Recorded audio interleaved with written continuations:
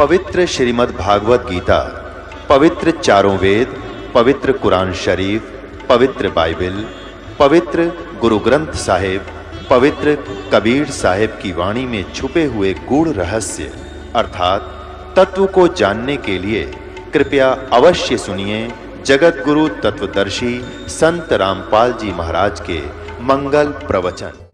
तो परमात्मा ने कहा कि भले आदमी, तुम्हारी थ्योरी क्या और प्रैक्टिकल क्या कर रहे हो तुम? एक तरफ ते कह रहे हो कि भगवान बेचून है, निराकार है, दिखाई नहीं दे, और ऊपर से नहीं होगा उसके दर्शनार्थ में प्रयत्न कर रहा हूं। खाक देखेगा जब निराकार है तो क्या देखेगा? कुंडले डोरा है। तो शेख फरीद ने सोचा भाई आदमी तो काटेगा ही, तो बात तो करी कही सही इसने, पर मन में जो हमारा धारणा काफी समय से बैठी हुई होती है उसके आधार से सोचा कि भगवान तो खरी नहीं होगा, लेकिन बाखबर पूरा है तो आदमी ठीक लग गया। या बस एक के सेकंड में समझा दी, क्या करें गामकार ज्ञान का तो चमका ऐसा लग गया करे। एक का चोट से धारी आदि मिलन दाचा, उसकी एकदम बुद्धि घूमगी। अगर सचमुच एक तरफ तो हम निरा बेचून बताओ और फिर उसके दीदार के लिए प्रयत्न कर रहा, दर्शनार्थ भगवान ने देखूंगा, भगवान पाऊंगा, निराकार का पाओगा क्यों? तो फिर उसके यह बात समझ में आ गई। नो के नो पैर पकड़ दिए लटके लटके ने बोला महाराज मैंने रास्ता बता दे, मैं तो परमात्मा के लिए अगर छोड़ के आया था, आज तक मैंने तो शरीर का विनाश कर लिया पर मालिक के आसपास नहीं मिले। तब उसने बताया परमात्मा ने कि भाई इस तरह तो लाख वर्ष कर ले तो भी तरह भगवान निकट नहीं आ सकता। वह विधि मैं बताऊंगा, मेरे पास है बच्चा, साधना करनी पड़ेगी, जब वहां जा जब उसकी प्राप्ति होगी। तब उसने धीरे धीरे कहने लगे थोड़ा बहुत आहार भी करना चाहिए, इस शरीर के साथ इसी दुश्मनी मत करो, बड़ी मुश्किल से मिलता है यो। इसमें कहते प्रथम अंदर संयम राखा, योग युक्त सब सतगुरु बाखा है। गीता अध्याय नंबर 6 के श्लोक नंबर 16 में कहा कि अर्जुन ये योग ना तो ज्यादा खाने वाले का, ना बिल्कुल ना खाने वाले का, ना ज्यादा सोने वाले का, ना कति घना जागने वाले का कभी सफल नहीं हो सकता। प्रथम अंदर संयम राखा, योग युक्त सब सतगुरु बाखे, यानी पहले खाने पीने पर संयम करे। इतना भी नहीं खाओ दड़ी पक्का खा लो फिर अंगड़ाई टूटे, जा भक्ति कैसे करेगा? और बिल्कुल भी ना खाओ फिर भक्ति बने को ना, पेट इकट्ठा हो जाए। अंदर संयम रखे, सीमित खावे, जिससे भक्ति भी बने और आलस भी ना छावे। तो शेख फरीद का फिर मोक्ष हुआ जब कबीर परमात्मा उसको मिल गए। देखो पुणात्माओं, दर्शन करना भगवान का कोई और बात है, परमात्मा के लोक में स्थायी स्थान पाने से हमें मोक्ष होगा, तब हमारा छुटकारा होगा, उसकी विधि है। जैसे भगवान शिव के साथ पार्वती माता उनकी पत्नी सदा साथ रहा करती, रोज दर्शन कराया करती, और उसका मोक्ष ना, उसको मंत्र मिला। अमरनाथ जो बना हुआ स्थान, वहां पार्वती जी को मंत्र दिया गया था। ये जो पहला आपको 5 नाम दिए जाते हैं, ये 5 नाम का दिया था। उस मंत्र से उसकी इतना मोक्ष हो गया जितना उस मंत्र से होना था, इतना अमरत्व प्राप्त हो गया उसको सच्चे दिल से भक्ति, सच्ची साधना करने से। लेकिन शिव जी के दर्शन से मोक्ष नहीं हुआ उसका। तो पुण्यात्माओं, परमात्मा 120 वर्ष, वो अल्लाहु अकबर, वो पूर्ण परमात्मा परम अक्षर ब्रह्म 120 वर्ष काशी में रहे। कितने लोगों ने दर्शन किए? 64 लाख तो शेष हो गए थे उनके उस समय, और सब ने दर्शन किए, कोई पार ना हुआ, क्योंकि उन्होंने उनके द्वारा बताई गई साधना पर विश्वास नहीं किया, वह साधना पूरी ना की और उनको एज ए गॉड ट्रीट नहीं किया। तो परमात्मा के लोक में जाने के लिए हमारी मर्यादाएं हैं, कुछ मंत्र हैं। उन मंत्रों की शक्ति से इस शरीर के अंदर जो हमारे सूक्ष्म शरीर है बॉडी के अंदर, इस स्थूल शरीर से प्रयत्न करके साधना करके हम उसको चार्ज करना हमने।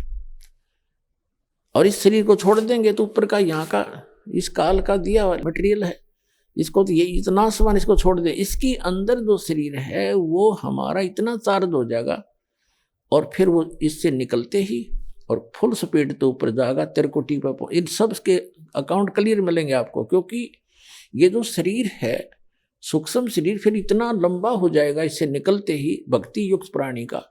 जैसे आप कभी सूर्य की तरफ पीठ करके और अपनी छाया पर ध्यान रखना, अपनी छाया की छाती पर काफी देर 1 मिनट एकटक देखते रहना और फिर सामने देखना। आपको जमीन से लेकर आसमान को छूता हुआ आपका सिर, नीचे पैर, इतना लंबा शरीर दिखाई देगा। तो ये शरीर इतना लंबा हो जाता है, फिर ये आत्मा यहाँ से स्टार्ट करती है मूल कमल से, इसमें से सूक्ष्म शरीर से, इसमें से निकलकर फिर त्रिकुटी में जाती है। त्रिकुटी ये वहां पहुंच जाता है, त्रिकुटी उस त्रिकुटी के पास ही। तो वहां यहाँ सारा क्लियर अकाउंट करके वहां पहुंच करके फिर आगे सब मंत्रों की जो भक्ति है वो स्थान स्थान पर इनको डिपॉजिट कराते चले जाएंगे, हमारा अकाउंट क्लियर होता चला जाएगा, तब हम सतलोक जा पाएंगे। तो इस प्रकार मोक्ष होगा। तो पुण्यात्माओं, आज का जो सत्संग था, पूर्व के संस्कार जो प्रारब्ध यानी किस्मत में लिखे हुए बैड जो हमारे बुरे पाप कर्म हैं, बुरा लेख है, उनको भी पूर्ण परमात्मा काट सकता है, आपको सुखी कर सकता है, आपकी आयु भी बढ़ा सकता है। और जैसे पुनर्जन्म के ऊपर जो बहुत सी भ्रांतियां हैं मानव के अंदर, पुनर्जन्म होता है और पुनर्जन्म के आधार से ही यहाँ कोई गरीब है, कोई अमीर है, पूर्व जन्म के संस्कार से, और कोई रोगी है, कोई स्वस्थ है, कोई मंत्री है, कोई प्रधानमंत्री है, कोई एक रिक्शा चालक है, कोई कागज चुगता फिरता है, कोई कुछ कर रहा है। तो ये पूर्व जन्म की किस्मत है, पूर्व जन्म के प्रारब्ध में लिखे हुए संस्कार से है। और परमात्मा का एक विधान है कि जो जन मेरी शरण है ताका हूं मैं दास, गेल गेल लाग्या फिरूं जब तक धरती आकाश। एक राबी नाम की लड़की थी, मुसलमान समुदाय में उसका जन्म था, और वो बहुत पुण्यकर्मी थी, पूर्व जन्म की संस्कारी बेटी थी, भगवान की आत्मा थी। तो वो अल्लाह अकबर, वो कबीर परमात्मा उस बेटी को मिला जब वो घास फूस लेने के लिए जंगल में गई हुई थी अपने खेतों में। साधु संत को देखकर पुण्यकर्मी प्राणी उस तरफ आकर्षित होते हैं। महात्मा जी को उस बेटी ने प्रणाम किया, उसका विवाह नहीं हुआ था जब तक। तो उस लड़की ने प्रणाम किया, परमात्मा ने कहा बेटा भक्ति करा करो, मनुष्य जीवन भक्ति के लिए मिलता है। उसने बताया जी हम ऐसे ऐसे भक्ति करते हैं, नमाज भी करते हैं, ऐसे करते हैं वैसे करते हैं। उन्होंने सारा कुछ समझाया, बेटी ये नमाज तो ग्लूकोज है, जैसे आज की भाषा में बताऊं आपको, और वास्तविक भक्ति जो है रोग काटने की औषधि से भिन्न है, वो मंत्र है, वो मेरे पास है बेटा, इसकी भक्ति करने से मोक्ष होगा। जिंदा महात्मा के रूप में बैठे थे। जिंदा महात्मा मुसलमानों में होते हैं, और मुसलमानों के महात्मा की बात का जल्दी असर होता है। तो लड़की बात समझ गई, साधु संत सच्ची कहा करते हैं। उन्होंने जो दंत कथा सुन रखी थी मुल्ला और काजियों से, वो साधना वो कर ही रही थी। तो परमात्मा से उन्होंने कहा ठीक है महाराज जी, जो आप कहोगे मैं ऐसे कर लूंगी कि बेटा भक्ति कर, ये मंत्र जाप किया कर। 5 मंत्र दिए उसको पहले वाले। अब वो मंत्र करती रही, घर वालों से गुप्त रखती रही, लेकिन उसने निर्णय ठान लिया कि मैं शादी नहीं कराऊंगी, क्योंकि पूर्व जन्म की पुण्यकर्मी प्राणी थी, और फिर भक्ति से और भक्ति में रंग मिल गया, उसकी और भक्ति बढ़ती चली गई, आस्था भगवान में बढ़ती चली।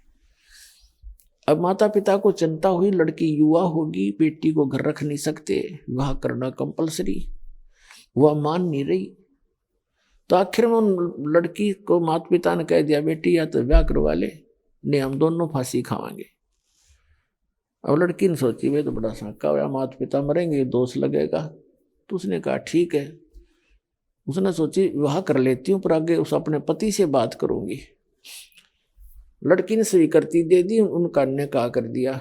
एक अच्छे ऑफिसर, बड़े अच्छे साहब का एक नेक व्यक्ति था, मुसलमान, अच्छा यानी बुद्धिमान व्यक्ति था, राजा के यहाँ अधिकारी भी था, वो साहब बना हुआ था, ऑफिसर था। उसका विवाह हो गया। अब उसने जाकर के राबी ने अपने पति से कहा कि मैं आपसे एक बात करना चाहती हूँ। कहा बोलो। कि मैं संतान उत्पत्ति नहीं करूंगी, और मुझे आप टच भी ना करना, यदि आपने मुझे टच कर दिया तो मैं आत्महत्या कर लूंगी। वो भगवान से डरने वाला व्यक्ति था। तो उसने सोचा, उसने कहा कि एक बात बता राबी, कोई बात नहीं, मैं ऐसे जुल्म नहीं करूंगा तेरे ऊपर, मैं कोई जोर जबरदस्ती तेरे साथ नहीं करूंगा, मैं अल्लाह से डरने वाला व्यक्ति हूं। लेकिन एक बात बता, आपने निकाह कबूल क्यों किया था? मना कर देती। कोई दबाव था तेरे पे? अकना कोई दबाव नहीं था। मेरे पर दबाव ये था कि मैंने कोशिश बहुत की थी, मेरे माता पिता ने मेरी एक नहीं सुनी और उन्होंने समाज के डर से आत्महत्या करने की ठान ली। तो मैंने यही सोचा था कि हो सकता है कोई अल्लाह से डरने वाला भक्त होगा तो मेरा जीवन रह जाएगा, नहीं मैं आत्महत्या कर लूंगी। मैं इसलिए विवाह किया है, मेरे माता पिता समाज के डर से मुझे घर नहीं रख सकते थे। तो समझ गया सारी कथा 1-2 मिनट में। फिर उसने कहा कि देख राबिया, बात सुन ले, मेरा भी समाज है, मेरा भी कुल है, ठीक है, मैं तुझे टच नहीं करूंगा, मेरी बहन की तरह रहेगी, लेकिन समाज की दृष्टि में रहना पड़ेगा मेरी पत्नी के रूप में। अपने तेरा अलग मकान बना दूंगा और तू अपना भक्ति करना, मैं अपना और विवाह कर लूंगा। मुसलमानों में कई कई विवाह हो जाते हैं। उसने ऐसा ही किया और वो लड़की अपना 100 शुक्र मनाया अल्लाह का। अब उस लड़की ने क्या किया, जो परमात्मा से प्राप्त भक्ति वह तो छोड़ दी, क्योंकि वो तो एक दिन मिल ले, और वह समाज का हर रोज देखते हैं कि सब एक ही जैसी साधना कर रहे हैं, तो वह छोड़ दी, वह उन्हीं वाली करने लगी। 2-4 वर्ष साधना की उसने। फिर शादी होने के बाद वहाँ के सामाजिक लोग जैसा भी कर रहे थे वो ही करने लगी। नमाज करे 5 वक्त, अपना जैसे भी।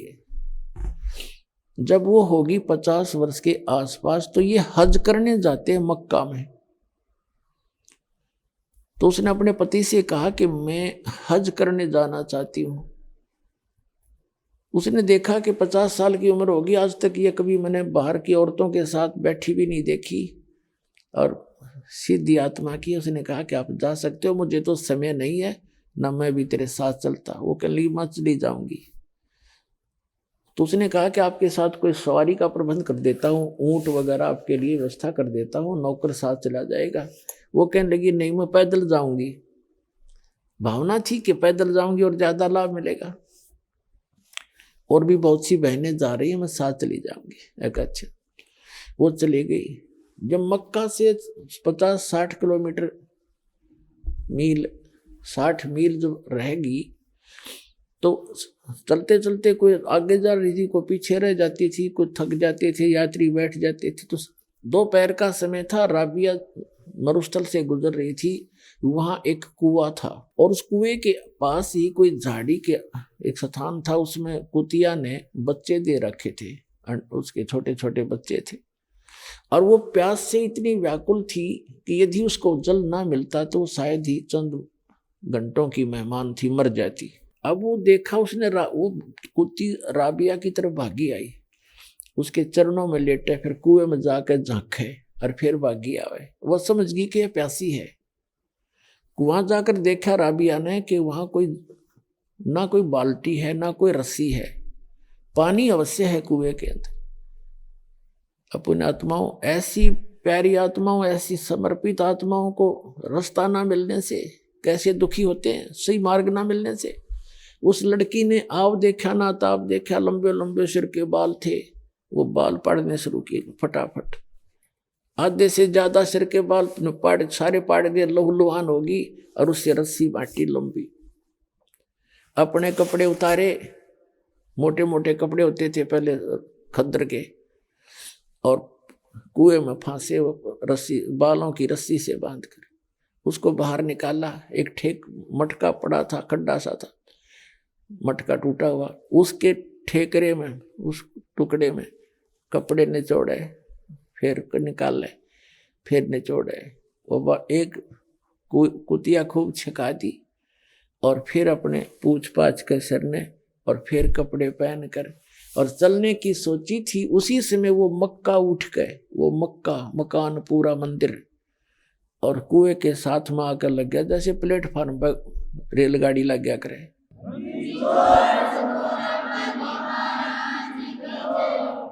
अब राबिया ने देखा कि मक्का आ गया, मक्के के लिए एकदम दौड़ के गई इसमें, और सजदा करवा, सजदा करने लगी, इतने वहां से मक्का उठा। उसी समय एक अब्राहिम सुल्तान अधम नाम का एक राजा था। वो आत्मा कबीर परमात्मा की प्यारी थी, परमात्मा के ज्ञान को समझ चुका था, मुसलमान था, और वो राज त्याग कर सन्यासी हो गया था। वो वहां गया हुआ था मक्का में, क्योंकि संत वहां जाते हैं जहाँ श्रद्धालु इकट्ठे होते हैं, और वो अब्राहिम सुल्तान उनको समझा रहा था, ये मक्का नहीं एक मकान है भाई, इसमें अल्लाह नहीं है, उसकी पूजा की विधि भी आपको पता नहीं है, मैं बताऊंगा। वो ऐसा चर्चा चल रही थी, इतने में देखा सबने कि मक्का कहाँ गया, मक्का कहाँ गया, अरे मक्का कहाँ गया। तो अब्राहिम सुल्तान अधम कहते हैं कि मक्का नहीं मकाम, और गया रांड के लैंड कोनों का अदम सुल्तान। वो अब्राहिम सुल्तान कहते हैं कि ये मक्का क्या कहोगे, तो एक ढूंढ है, एक मकान है, और यो तो एक रांड ने लेन गया है। अपने आत्माओं देख सोचने की बातें हैं कि उस महापुरुष ने इतनी, जिसके लिए मक्का उठ के चला गया, उस औरत को, उस बहन को सुल्तान अदम ने कहा कि एक नालायक बहन को लेने गया, एक नालायक स्त्री को, वो तो नालायक कह रहा है, और वहां मक्का उठकर उसके लिए गया राबी के लिए। तो पूरे मुसलमान धर्म में वो एक बहुत ही आदरणीय बहन होगी कि भक्ति ईमान लाओ तो ऐसा लाओ। अब वो क्यों कह रहा था, वो इसलिए कह रहा था कि इसने वह सही भक्ति दी छोड़ फिर डले ढूंढ लाएगी, और उस भक्ति से इसके अंदर ये सिद्धि शक्ति मालिक की दी हुई उस भक्ति से है, इसके लिए परमात्मा कर रहा है। अब इसकी बुद्धि खुल नहीं। अपने आत्माओं जैसे शेख फरीद के गुरुजी थे, उनमें कितनी सिद्धि थी, आंख भी ठीक कर दी लेकिन मोक्ष नहीं था। तो इस आंख ने के फूका 10 दिन पीछे फिर जल जाती है। तो जो मोक्ष नहीं हुआ तो इन सिद्धियां भी के चाटा। परमात्मा कहते हमारे शब्द के अंदर हम जो मंत्र देते हैं, शब्द महल में सिद्धि 24 हंस बिछोड़े विश्व बीसा। कहते हमारे महल में, हमारे शब्द में, इस नाम से आप में 24 सिद्धि आ जाएंगी, लेकिन इसको प्रयोग करने लगे तो यहीं के यहीं रह जाओगे। आपकी टायर पंचर हो जाएगा आपकी गाड़ी में, दुनिया में प्रभुता अवश्य हो जाएगी, इसको छूना भी नहीं तुम। और उसने टायर पंचर कर दिया 4 साल की भक्ति में। वो सिद्धि तो थी उसकी, मालिक साथ था अपनी बेटी के। जब जिसने इतनी कुर्बानी कर दी, इतनी भावना नहीं, उसकी आस्था टूट जाती तो वहां मक्का ठा के धर दिया मालिक ने, ले बेटी तू मक्का मार ले माथा, यही धर दिया ठा के तेरे लिए। अब उधर से वहां तो वाह वाह होगी, भक्ति हो तो साधना, ईमान लावे तो राबिया जैसा लावे, भक्ति करे तो ऐसा करे। देखो अब उनका ये भ्रम हो गया कि सादिया भी राबिया भी वही भक्ति करे जो हम करते, इससे अगर हम सही करेंगे तो हमें भी ऐसे फल मिलेगा। लेकिन उनको जड़ का पता नहीं था, वो साधना कौन सी कर चुकी थी, और फिर तो वह गुमराह हो चुकी थी। उस बैटरी पीछे की चार्ज से उसको मालिक साथ दे रहा था। 2 जन मेरी शरण है, ताका हूं मैं दास, और गेल गेल लग गया फिर जब लग धरती आकाश। अगले जन्म में वो लड़की मृत्यु को प्राप्त हुई, एक बांसुरी नाम की लड़की हुई, और उसने खूब परमात्मा की महिमा गाई। फिर कहते हैं वैसा बनी फिर वह अगले 3रे जन्म में।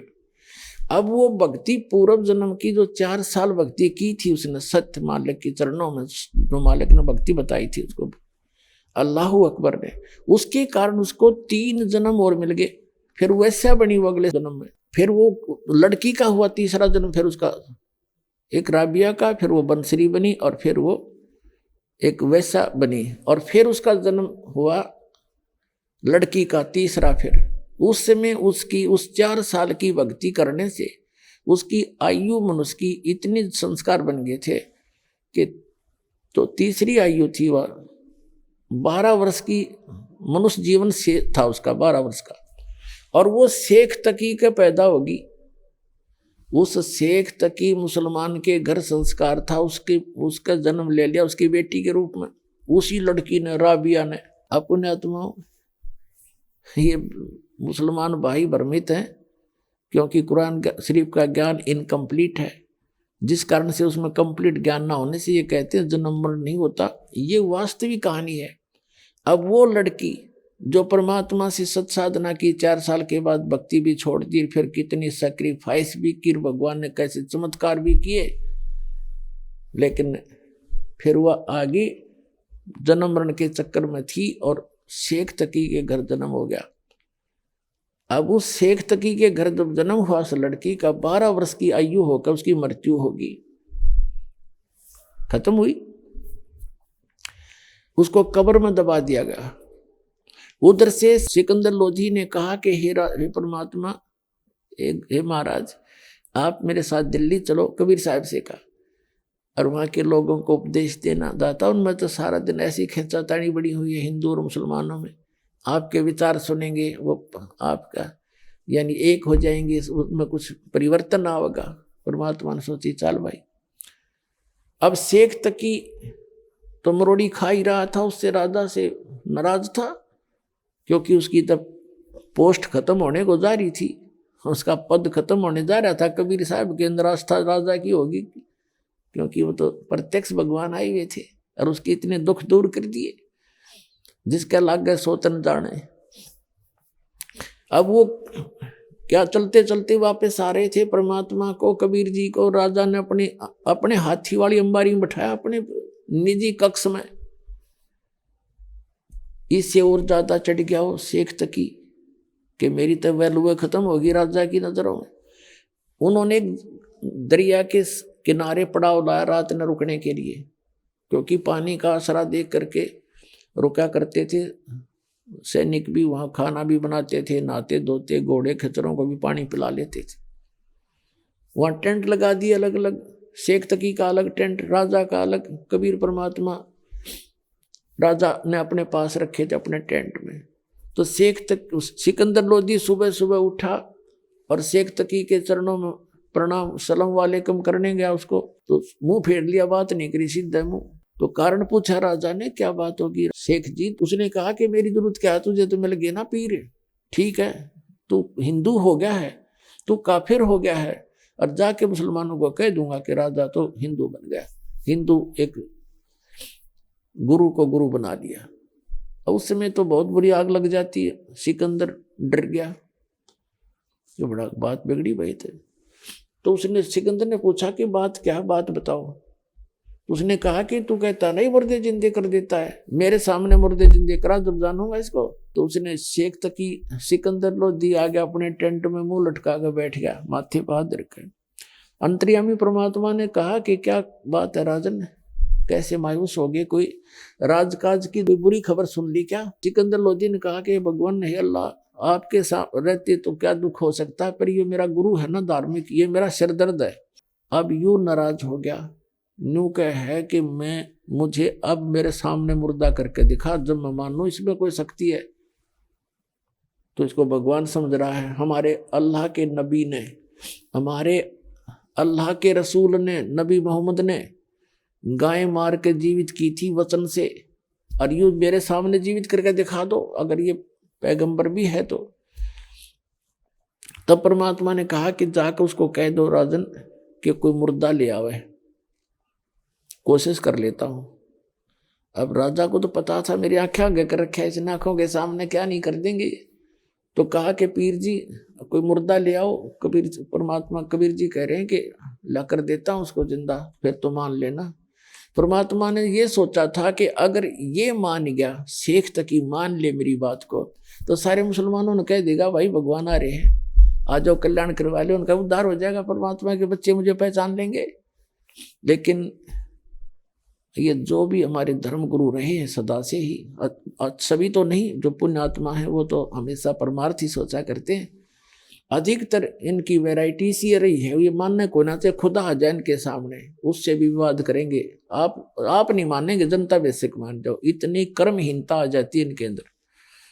तो उसने कहा कि मैं शेख तकी कहने लगा कहाँ से लाऊं मुर्दा, में आएगा जब बताऊंगा, वक्त आने दे। अब सिकंदर लोधी ने सोचा भाई जैसे दिल्ली पहुंचने से पहले पहले जो कोई मुर्दा आ जाए जिंदा हो जाए तो मेरी राज बचेगा, ना तो जाते काम बिगाड़ेगा, सब ने बका देगा, सारे इसकी बात मानते हैं मुसलमान धर्मगुरु की, और मेरा राज गया। तो परमात्मा ने यह भी समस्या हल करनी थी, क्योंकि परमात्मा अपने भगत की टेंशन देख नहीं सकते। बनारस से चलने से पहले परमात्मा कबीर जी ने कहा था कि मैं तेरे साथ जब चलूंगा राजा, जब तू मेरे से दीक्षा ले लेगा। तो सिकंदर लोधी ने कहते हैं अपने सामने देख रहा भगवान, तुरंत दीक्षा ले ली। और परमात्मा ने कहा कि मांस नहीं खाएगा, तेरे राज्य में मांस नहीं होना, कटना चाहिए, कोई जीव हिंसा नहीं होनी चाहिए। तो सिकंदरुद्दीन ने कहा भगवान मैं राज्य में मुनादी जरूर करा दूंगा कि जीव हिंसा ना करना, लेकिन मेरी मानने का कोई नहीं, क्योंकि ये मुसलमान जो मांस खाते हैं और ये मैं शायद नहीं कर पाऊंगा, मैं नहीं खाऊंगा, मैं प्रतिज्ञा करता हूं। तब परमात्मा उसके साथ आए थे, चल ठीक है तू ना खाना, और एक बार अवश्य सबको अनाउंसमेंट जरूर करवा देना, पाप लगेगा, मांस नहीं खाना चाहिए। उसने हाँ भर ली। तब परमात्मा आए थे। तो उधर से क्या हुआ कि एक लड़का 12-13 साल की वर्ष की आयु का मृत्यु को प्राप्त हो गया। तो कुछ कबीले ऐसे होते हैं जो ना तो दफनाते हैं, जमीन में नहीं गाड़ते, कब्र नहीं बनाते और नहीं जलाते हैं, वो क्या करते हैं जल प्रवाह कर देते हैं उसको, वो उनका अंतिम संस्कार है। एक कोई घास फूस का पूला सा बना के उसके ऊपर आदर से रख देते हैं और उसको जल प्रवाह कर देते हैं। ऐसे अंतिम संस्कार किया हुआ एक 12-13 वर्ष की आयु का लड़के का शव आ रहा था उसी दरिया से। तब सैनिकों ने देखा जी मुर्दा आ गया, मुर्दा आ गया। तो सिकंदर लोधी के जान में जान आई, एको हो आ गया तो मेरे पीछा छुटेगा, कर देंगे काम, यू मान जाएगा फिर से एक तकी। तो इतने में सब इकट्ठे हो गए, शेख तकी भी आ गए, कबीर साहब को बुला लिया। तो कबीर साहब ने कहा शेख तकी पहले तय कर, कहीं फिर पीछे तो नंबर बनाओ तो मैं भी कर दूँ। तो शेख तकी सभी ने कहा जी ठीक है करो आप। वो लोग अपने पंतर मंत्र उतारिया, इतने काफी जो डाउन स्ट्रीम में पहुंच गया, मुर्दा बहता हुआ। तब शेख तकी कहता है ये तो न्यू चाव था कि मैं करता रहूं, इतनी चला जाए, मुर्दे जीते होते हैं क्या, वो तो कयामत के समय होंगे, कयामत आएगी तब सब जिंदे करे जाओगे। परमात्मा ने कहा कि ठीक है शेख तकी डट जा। परमात्मा कबीर साहब ने ऐसे संकेत किया उसको, जैसे मुर्दा जा रहा था पानी में बहता हुआ, तो उसको ऐसे किया था, वो उल्टा चल पड़ा मुर्दा, जैसे इंजन वाली नौका चलती है अपोजिट अप स्ट्रीम में, और नीचे से दरिया की लहरें जा रही हैं और सब आके वहां रुक गया जहां परमात्मा खड़े थे कबीर जी, नीचे से दरिया की लहरें जा रही हैं। तब परमेश्वर ने कहा था जीवात्मा जहां है तो कबीर हुक्म से इस शव में प्रवेश कर और बाहर आ जा। इतना ही कहना था, सारा शरीर कांपने लगा। एकदम बाहर आके लड़का दंडोत प्रणाम किया कबीर भगवान को, बोलो सतगुरुदेव।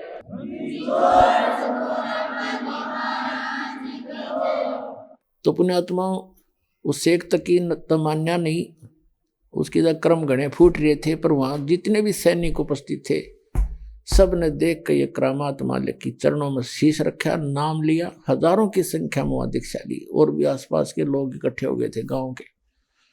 फिर आगे वो दिल्ली शेख तकी नाते फिर वो बकवास शुरू कर दी, तो राजा तो मुसलमान हिंदू बन गया है, मुसलमान नहीं रहा है, इसने तो ऐसा कर दिया, और भाई लोगों देखो हम इसकी परीक्षा ले लेंगे, अगर ये परीक्षा में सफल हुआ कबीर तो हम मान लेंगे ये अल्लाह का रसूल है। तो मुसलमान सारे इकट्ठे कर लिए। उसने कहा जी क्या परीक्षा लोगे, कि इसको उबलते हुए तेल के कढ़ाई में डालेंगे, सरसों के तेल का कढ़ाई उबालेंगे, उसमें डाल देंगे। उस शेख तकी ने सोचा था पढ़ते ही मर जाएगा, कटा टंटा तेरा पीछा छूटेगा। सब इकट्ठे होकर आगे राजा के पास हाउल्ला कर दिया। राजा का इतना भी तो है, जनता देखे बात उसका कोई पैर नहीं होते। राजा ने कहा क्या हो गया शेख तकी जी, सब पता चलने पर ऐसी कहानी है, ऐसा है। तो फिर चिंतित हो गया कि मैं कबीर साहब को राजा ने अपने महल में रखा हुआ था, अलग कमरे में, तो सब ने वहीं आकर हाउल्ला कर दिया, नारे लगाने शुरू कर दिए। पता लगा परमेश्वर को। राजा चिंतित हुआ कि मैं लाया था इनको सुख देने के लिए, अरे नाक में दम कर दिया, इनको परेशान कर दिया, अब ये कढ़ाई में डालेंगे। परमात्मा अंतर्यामी थे, राजा से पूछा, राजा ने दुखी हृदय से बता दिया भगवान ऐसे ऐसे ये चाहते हैं और मैं नहीं आपको इनके हवाले करूंगा। परमात्मा बोले भाई बात सुन, मेरा इनका काम है, तू होने दे और कह दे इनको उबालने तेल, आप चिंता ना करो, होगा मेरे साथ हो जाएगा, मैंने तो ये मारेंगे छोड़ेंगे नहीं, मर जाऊंगा, तेरा तो राज बच्चा रहेगा। और सिकंदर फिर चुप हो गया। कढ़ाया सरसों का तेल उबाल दिया, ऐसे उबला जैसे चाशनी उबला कर चाय की। हजारों लोग इकट्ठे हो गए, दर्शक वहां पर तो शेख तकी ने कहा कि उठाओ कबीर को और डाल दो कढ़ाई में उबलते हुए में। तो परमात्मा ने कहा आप चिंता ना करो, ये भी दिक्कत मैं आपको नहीं दूंगा, मैं आप पर बैठ जाऊंगा।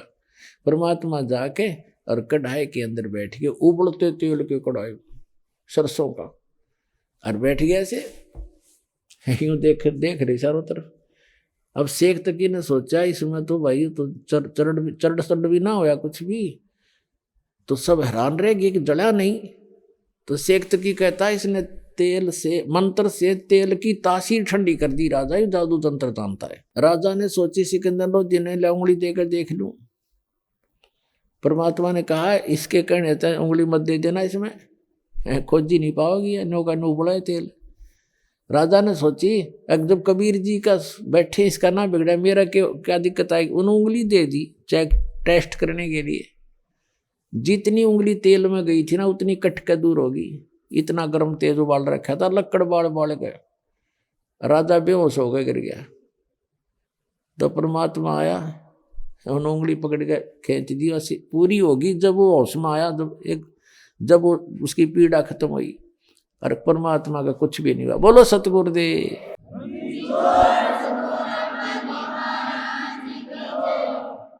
उसके बाद क्या होता है, उसने फिर स्कीम बनाई कि यूं तो तेल में जंतर मंतर कर लिया करते हैं ऐसे।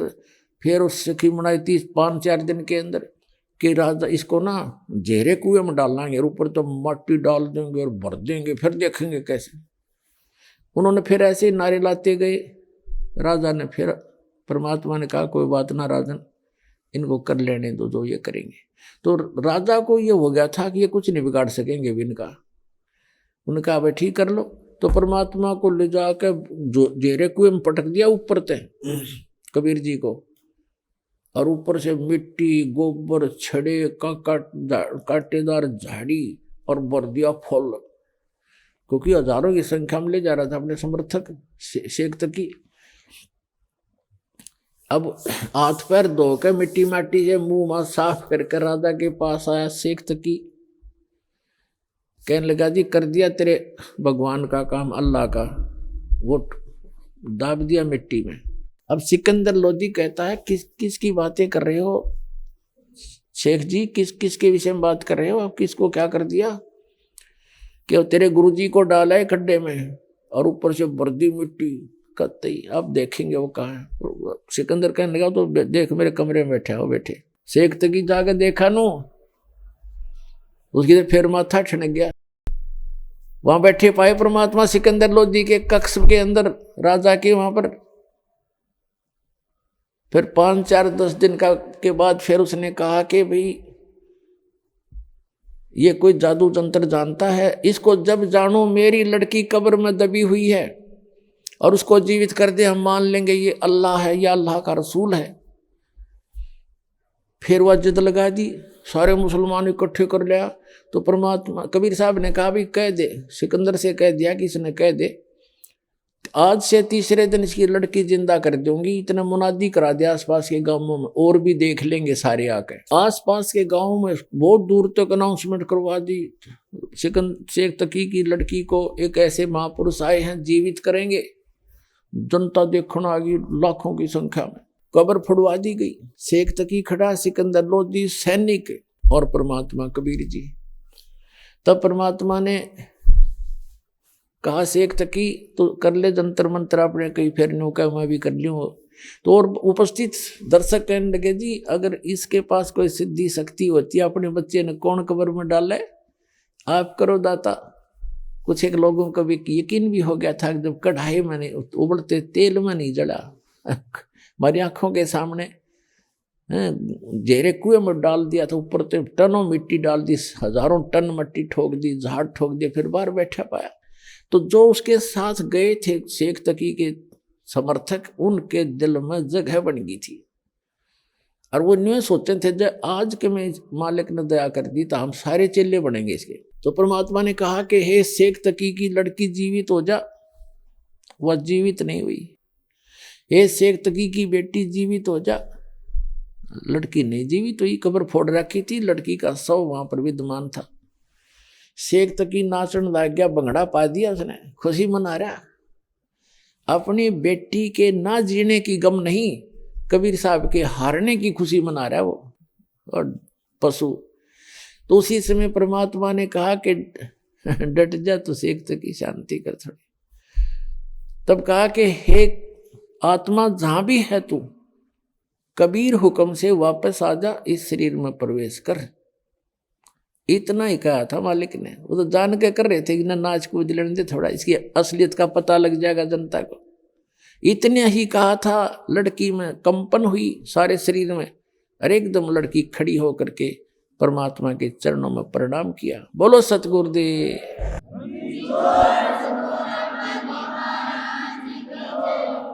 उसका नाम कमाली रखा। लोगों ने कहा कमाल कर दिया, कमाल कर दिया। लड़की का नाम कमाली रखा। उस लड़के का नाम कमाल रखा था जो नहर से बहता हुआ मुर्दा जीवित किया था। तो लड़की ने खड़ा होकर के 1.5 घंटे 2 घंटे तक प्रवचन किए। परमात्मा ने उसको दिव्य दृष्टि दे दी बेटी को कि सुना दे सारी राम कहानी जो तेरे साथ बीती। उसने सारी बताई कि एक जन्म में मैं मालिक से मिली थी, मुझ कर्महीन ने सत्संग की कमी से इनके द्वारा दिए गए ज्ञान को छोड़ दिया, नाम को और अन्य साधना में करने लगी। उस 4 वर्ष की भक्ति से मुझे 2 मनुष्य जीवन और मिले, और तीसरा ये मिला। और मैं मेरी ऐसी भी महिमा होगी थी, वो राबी हूं मैं, जिससे मक्का भी उठकर मेरे लिए आ गया था। और आज आगे मेरा मनुष्य जीवन शेष नहीं था, मुझे पशु जूनी में जाने की तैयारी थी। लेकिन ये समर्थ परमपिता वहां पहुंचे और धर्मराज से छुड़वा कर मुझे वापस लाए हैं। लोगों पकड़ लो चरण, ये अल्लाह अकबर आए हैं। लाखों लोगों ने नाम लिया। बोलो सतगुरुदेव की जय हो।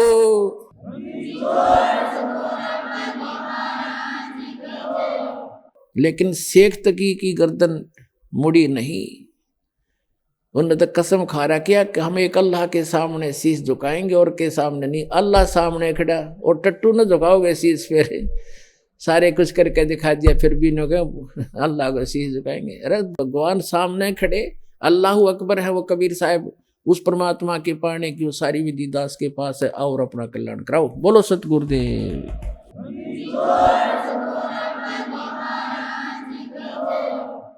परम पिता परमात्मा पूर्ण ब्रह्म सारी सृष्टि के रचनहार कबीर साहब की असीम रद्दा से पुण्यात्माओं आप परमात्मा की महिमा ये सत्संग सुनने के लिए उपस्थित हुए। धन्य है वो मानव शरीरधारी प्राणी जिनको अब बिचली पीढ़ी इस कलयुग के मध्य में, बिचली पीढ़ी के समय में आपका जन्म है।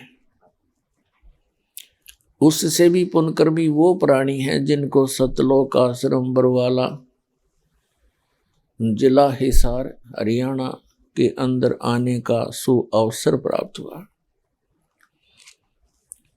पुण्यात्माओं, आप तो बालक हैं, बच्चे हो, आप विद्यार्थी हैं। टीचर को पता होता है कि जो बच्चे इतनी श्रद्धा से और ये पढ़ाई शिक्षा ग्रहण कर रहे हैं, इनका भविष्य कितना उज्जवल है। तो आपके भविष्य का दास को पता है।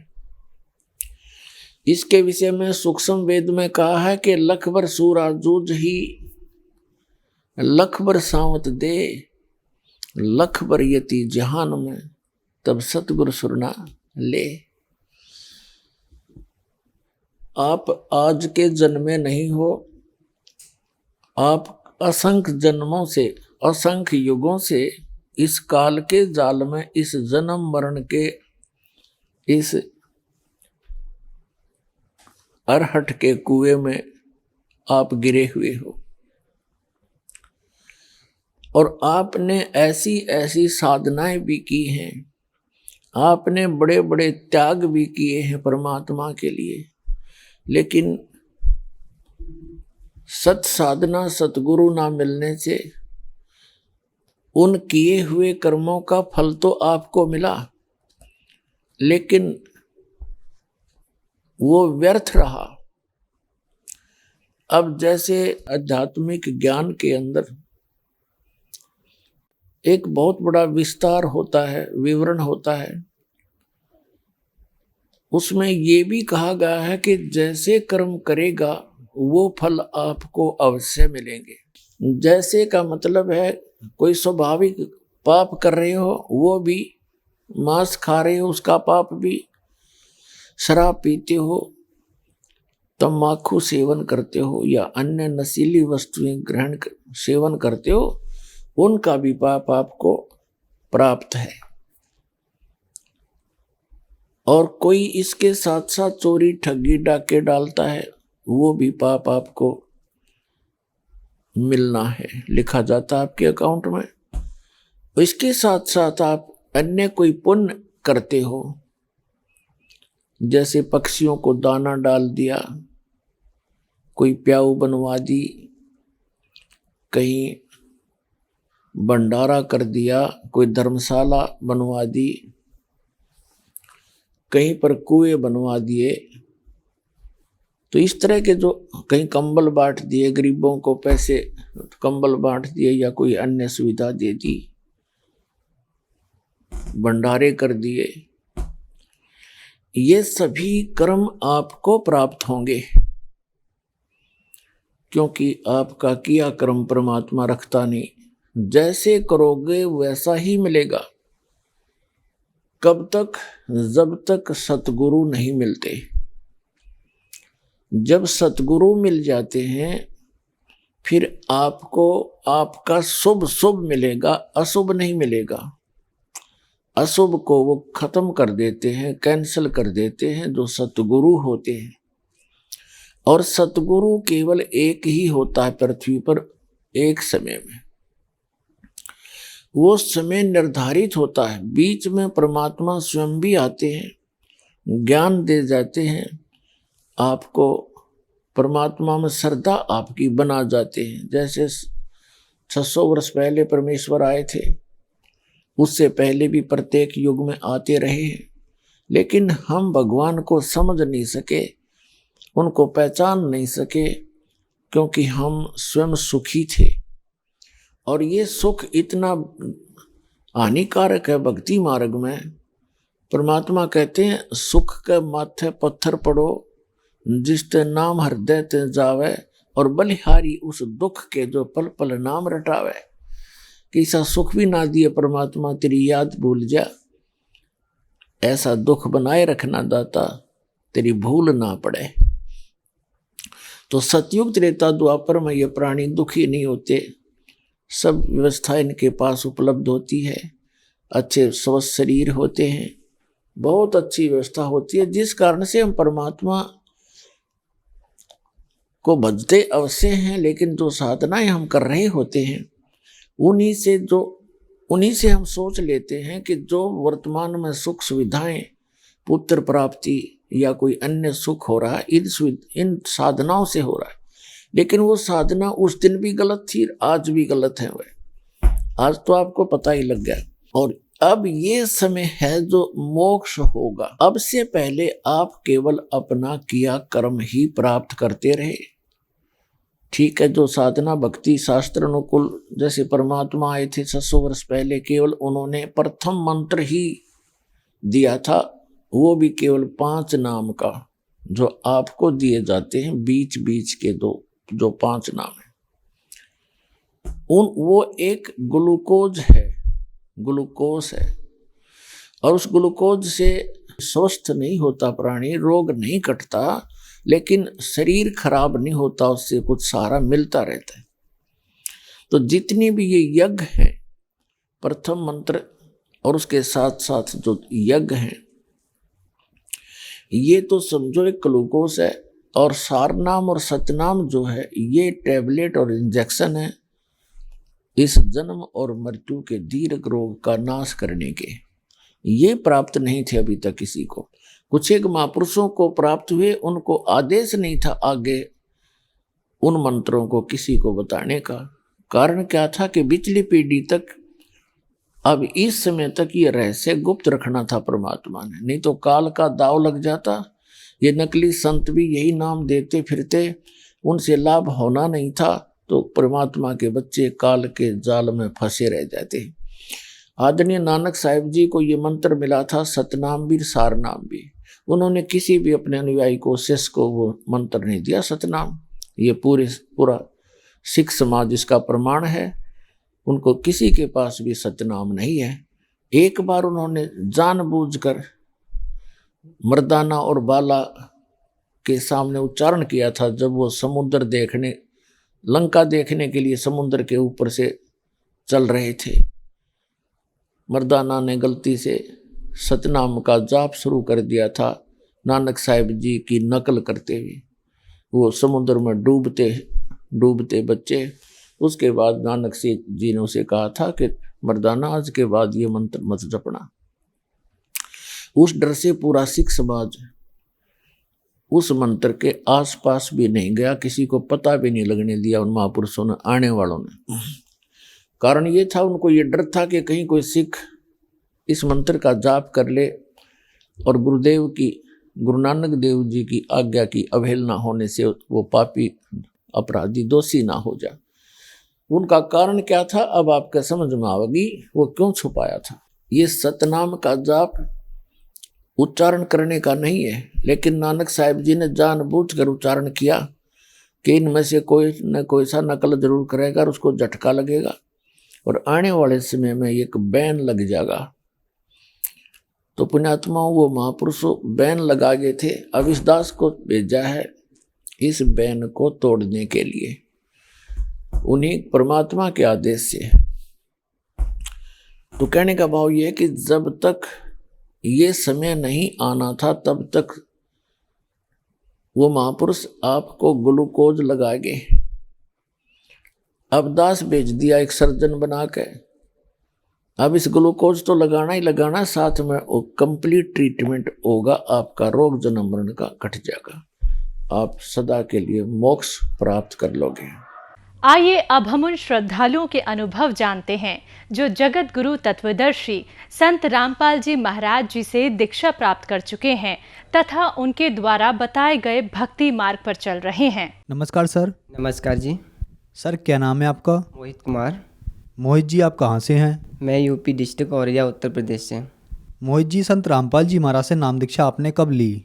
मैंने 13 अक्टूबर 2019 में। संत रामपाल जी महाराज से नाम दीक्षा लेने से पहले क्या आप कोई भक्ति साधना भी करते थे? जी सर, मैं जो है सतपाल जी महाराज हंसा देश के, मैं उनसे नाम दीक्षित था और मुझे जो है 6 से 7 साल तक मैं उनसे नाम दीक्षा लिया था। तो मैं उनसे नाम दीक्षित भी था, उनकी बताई हुई भक्ति मार्ग पे भी चल रहा था और साथ में जो है सभी देवी देवताओं की, शंकर जी की, दुर्गा जी की और भी जितने भी देवी देवता हैं उनके साथ में भक्ति करता था। संत रामपाल जी महाराज की शरण में आप क्यों आए, क्या कारण रहा? देखिए, संत रामपाल जी महाराज जी की शरण में मैं आया क्योंकि मेरे जो है प्रश्न थे। सर क्या प्रश्न थे आपके? मेरे प्रश्न थे कि जैसे कि भगवान कहाँ रहता है, भगवान कैसे मिलेगा और किसने देखा है, ये सब प्रश्न थे और मैं भगवान की खोज में बहुत ज़्यादा मतलब कि भटक ही रहा था। और फिर मैं विनती करता था कि भगवान है कहाँ। मैं सभी संतों से, महात्माओं से प्रश्न भी किया करता था, विनती भी करता था, जैसे कि मीराबाई हुई, ध्रुव प्रहलाद हुए, हनुमान जी हुए, इत्यादि जितने भी सभी मतलब कि कथाएं जो आती हैं ना संत महात्माओं की, उनकी कैसेट भी सुनता था। तो मैं इन सभी से अंदर ही अंदर मतलब प्रार्थना करता था कि आपने अगर प्रभु को देखा हो, कहीं पे भगवान को देखा हो, आपको भगवान मिला हो तो मुझे वो रास्ता दिखाओ। क्योंकि मेरा मेन उद्देश्य था बचपन से कि भगवान की भक्ति करना है, क्योंकि मैंने अभी तक भक्ति नहीं किया और भक्ति बिना पार हो नहीं पाएंगे। इस वजह से मैं भगवान की खोज करता रहता था और ये मेरे को ये प्रश्न के जवाब मिल नहीं पाते थे, क्योंकि मैंने पहले से प्रैक्टिस भी कर रखा था मतलब कि 3 से 4 घंटा मेडिटेशन करने का। तो मेरा मतलब प्रण था कि मैं धीरे धीरे करके अपने मेडिटेशन को बढ़ाऊँ। मोहित जी, जैसा कि आपने बताया कि आप सतपाल जी महाराज से 6-7 साल से जुड़े रहे और 3-4 घंटे तक आप मेडिटेशन करते थे, आपकी भगवानों में अटूट श्रद्धा थी, आप किसी भी हद तक भगवान पाने चाहते थे और संत महात्मा भी बनना चाहते थे। तो ऐसा क्यों करना चाहते थे, क्या कारण था? देखिए ऐसा कार्ड बस ये था कि मेरा मतलब था कि मुझे भगवान की खोज करनी है, मुझे भगवान को प्राप्त होना। मैंने अभी तक भक्ति नहीं की है। अगर मैंने किसी भी जीवन में कभी भी अगर मैंने सच्ची भक्ति की होती भगवान की, तो मुझे मतलब कि ये संसार में 84 लाख योनियों में नहीं आना पड़ता और ये मनुष्य जीवन में मेरा हाथ से निकल जाएगा, चला जाएगा। मैंने सुना था कि 84 लाख में एक बार मनुष्य जीवन मिलता है, ये भी चला जाएगा। इस मनुष्य जीवन को मुझे गंवाना नहीं है, मुझे एक बार ये मरना तो हकीकत में मरना है हर किसी को। मैं एक बार अपना जीवन जो है भगवान के लिए कुर्बान करूँगा। मैं भगवान की खोज के लिए मतलब कि मैं मरूँगा, भगवान की खोज के लिए भक्ति करूँगा। मोहित जी, संत रामपाल जी महाराज के बारे में आपको कैसे पता लगा, कैसे आए संत रामपाल जी महाराज की शरण में आप? देखिए संत रामपाल जी महाराज जी की शरण में मैं ऐसे आया कि मैं कंपनी में काम कर रहा था। तो जैसे कि मैंने आपको बताया भगवान के लिए पहले ही खोज रहा था, 3 से 4 महीने तक रोया करता था भगवान की खोज में, पैदल जाया करता था, पैदल आया करता था। इसी बीच में मैं जो है कंपनी में एक सर थे, उनके फ़ोन पर जो है मतलब कि ऑर्डर बुक वाली फ्री संत रामपाल जी की बुक जो आती है ना, उसकी लिंक आ रखी थी। तो उन्होंने शायद फ्री लिंक देख के या फिर फ्री बुक आने के कार्ड में उन्होंने जो है ऑर्डर कर दी। तो वो जब बुक जो है 7 से 8 दिन आ गई। बुक आने के बाद क्या हुआ कि बुक आ गई तो वो उन्होंने बुक जो लेके और जो है कंपनी में और भी सीनियर लोग होते हैं उस बुक का निरादर करने लग गए कि बाबा लोग तो ऐसे ही होते हैं, कुछ नहीं होता धर्म वर्म, ये कुछ भी ऐसे प्रकार की बातें करके जो है उस बुक को रख दिया ऐसे ही।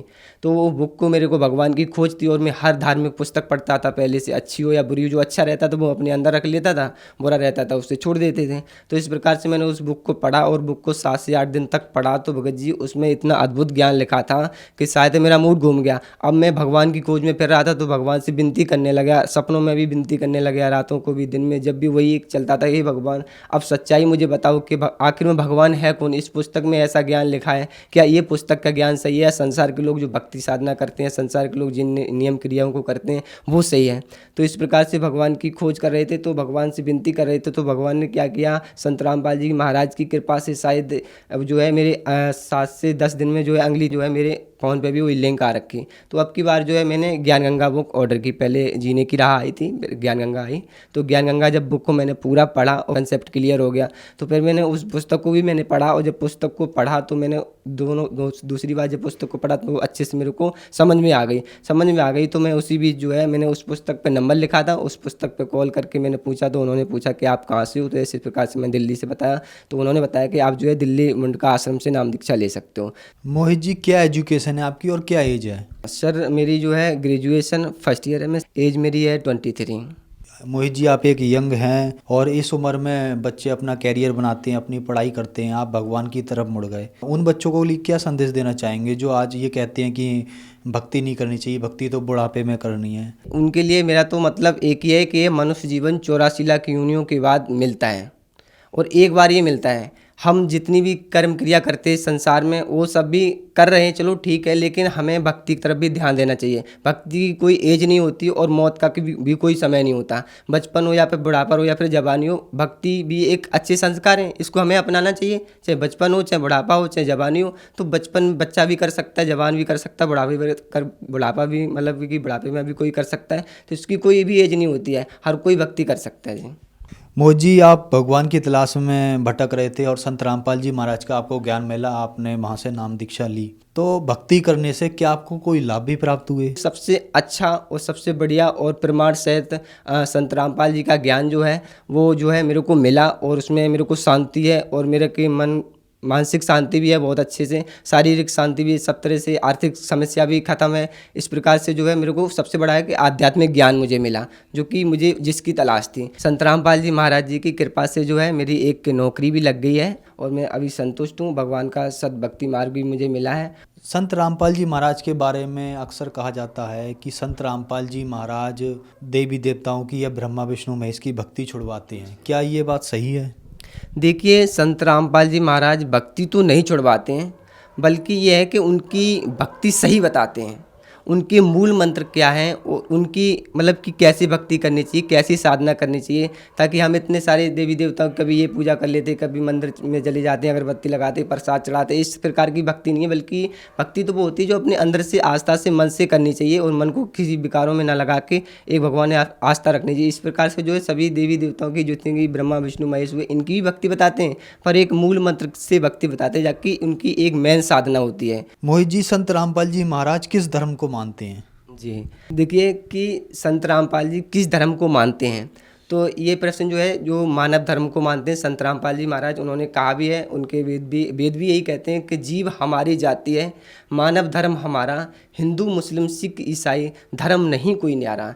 मोहित जी, जैसे कोई मुस्लिम धर्म से है या सिख धर्म से है या ईसाई धर्म से है या हिंदू धर्म से है, अगर वो संत रामपाल जी महाराज से नाम दीक्षा लेना चाहता है तो क्या उन्हें अपने धर्म की भक्ति छोड़नी पड़ेगी, या संत रामपाल जी महाराज कौन से धर्म की भक्ति बताते हैं? जी, देखिए संत रामपाल जी महाराज जी जो भक्ति बताते हैं वो बहुत ही सिंपल है, और सभी वेदों में, चाहे फिर वो हिंदू हो या मुस्लिम हो या फिर सिख ईसाई किसी भी धर्म से हो, इससे कोई फ़र्क नहीं होता। जैसे कि हिंदू मुस्लिम सिख ईसाई धर्म नहीं कोई न्यारा, कोई धर्म नहीं होता, बस एक मानव धर्म होता है। और एक सभी सदग्रंथों में हर कोई, जैसे हिंदू है या मुस्लिम है, अपने अपने सभी सदग्रंथों में प्रमाणित भक्ति दे रहे हैं, तो उनको अपने अपने धर्म को पढ़ना चाहिए, ताकि अपने धर्म की पुस्तकों में जो है, धार्मिक पुस्तकों में समझ में आए कि क्या लिखा है, और बाकी संत रामपाल जी महाराज जो प्रमाणित भक्ति देते हैं उसको कर सकते हैं। मोहित जी, जो श्रद्धालु आज आपको देख रहे हैं, आप उन्हें क्या संदेश देना चाहेंगे, खास करके हंसादेश पंथ वालों को? जी, देखिए हंसादेश पंथ वालों को मैं यही कहना चाहूँगा कि देखिए आप सभी शिक्षित हो, उस परमेश्वर की कृपा से। अब शायद है कि 40 से 50 वर्ष से पहले कुछ भी नहीं था, इतना ज्ञान नहीं था, इतना मतलब कि विज्ञान नहीं था, तो आज परमेश्वर की कृपा से जो है हमें आज शिक्षित हैं, और हम सभी नकली धर्म गुरुओं से भी जुड़े हुए हैं। मेरा इनसे सभी से ये निवेदन होगा कि आप जो है कृपया संत रामपाल जी का सत्संग सुनिए, और अपने वेदों को संत रामपाल जी क्या बता रहे हैं उसको मैच करिए कि हाँ ये बात सही है या गलत है। आप निर्णय लें, और आप जो भी भक्ति करते हैं उस भक्ति को मैं ये तो नहीं कहूँगा कि त्याग दो, बाकी आप पहले निर्णय लो, निर्णय लेने के बाद कि क्या सही है क्या गलत है, उसके बाद जो है संत रामपाल जी महाराज जी से जुड़ सकते हैं। अगर आपको अच्छा लगता है, वैसे भक्ति तो पूरा प्रमाण दे ही रहे हैं संत रामपाल जी महाराज। इस प्रकार से अपने धर्म की पुस्तकों को पढ़िए, अच्छे संत रामपाल जी क्या कहते हैं उनसे मैच कीजिए, और संत रामपाल जी महाराज जी से नाम दीक्षा लेकर अपना कल्याण करवाइए। मोहित जी, भक्ति क्यों करनी चाहिए? अगर कोई सुखी है तो भक्ति क्यों करनी चाहिए? देखिए भक्ति इसलिए करनी चाहिए, जिस प्रकार से बच्चे जो होते हैं स्कूल में पढ़ने के लिए एडमिशन करवाते हैं और पढ़ते हैं, वो पढ़ने के से साथ साथ जो अपने आप को कैरियर में समझते हैं कि जो मुझे कुछ हासिल करना है, भक्ति पढ़ाई करने के बाद जो सोचते हैं कि आर्थिक समस्या होती है, नौकरी संबंधित होती है, जो कुछ भी समझते हैं पढ़ाई करने के बाद जो लाभ होने वाले होते हैं, उस लाभ के लिए प्रेरित होते हैं। अब इसी प्रकार से कुछ बच्चे होते हैं कि पढ़ाई नहीं करते हैं तो उनको कुछ भी मिलने वाला नहीं होता। इसी प्रकार से ये मनुष्य जीवन भी होता है। हमें ये जीवन जीते जीते भी भक्ति करनी चाहिए, ताकि जो है हम भगवान को प्राप्त हो सकें सही भक्ति करके। अगर हम पढ़ाई नहीं करेंगे तो 84 लाख योनियों में भी हमें चक्कर काटने पड़ जाएंगे, क्योंकि हमारी बिना मतलब की भक्ति के कुछ भी कल्याण होने वाला नहीं है। इस प्रकार से हमें जीवन में भक्ति भी करनी जरूरी है। सर, क्या आप नशा वगैरह भी करते थे? जी सर, मैं नशा तो जो है करने लग गया था, पहले नहीं करता था लेकिन मैं करने लग गया था। तो संत रामपाल जी महाराज की शरण में आने के बाद क्या आपका ये नशा वगैरह छूटा? जी, देखिए संत रामपाल जी महाराज जी से जैसे मैंने नाम दीक्षा ली, ज्ञान समझा और उनके नियमों का पालन किया, तो संत रामपाल जी महाराज जी का नशा तो क्या, नशा हर प्रकार से चला गया, मेरी सारी बुराई छूट गई। संत रामपाल जी महाराज जी की शरण में आने के बाद सारी बुराई छूट गई। अब मैं अपना जीवन बड़ी शांतिपूर्वक और मानसिक रूप से, जिस प्रकार से मैं भगवान की खोज में फिर रहा था, उन सभी प्रश्नों के भी जवाब मुझे मिल चुके हैं। तो अब मैं बिल्कुल अच्छे से हूँ और उस भगवान की भक्ति भी करता हूँ। मोहित जी, संत रामपाल जी महाराज से नाम दीक्षा कैसे ली जा सकती है? देखिए संत रामपाल जी महाराज जी से नाम दीक्षा आप कई तरीके से ले सकते हैं। जैसे तो आजकल तो यह है कि सभी स्टेट में जो है संत रामपाल जी महाराज जी का नामदान केंद्र है, ठीक है, आप पता कर सकते हैं। दूसरी बात ये कि पुस्तक है आपके पास, पुस्तक में भी नंबर लिखे हुए होते हैं, उन पर भी कांटेक्ट करके आप उनसे जानकारी ले सकते हैं। आपके नज़दीकी नामदान केंद्र वहाँ से ले सकते हैं। साथ ही साथ अगर आप टीवी पे देखेंगे संत रामपाल जी महाराज जी का सत्संग आता है, उसमें जो है पीली पट्टी होती है, और इस पीली पट्टी पे जो भी नंबर लिखे होते हैं उन नंबर पर भी कॉन्टैक्ट करके आप जो है उनसे संपर्क कर सकते हैं और जानकारी ले सकते हैं और आप नाम ले सकते हैं। जी, धन्यवाद सर। साहब जी।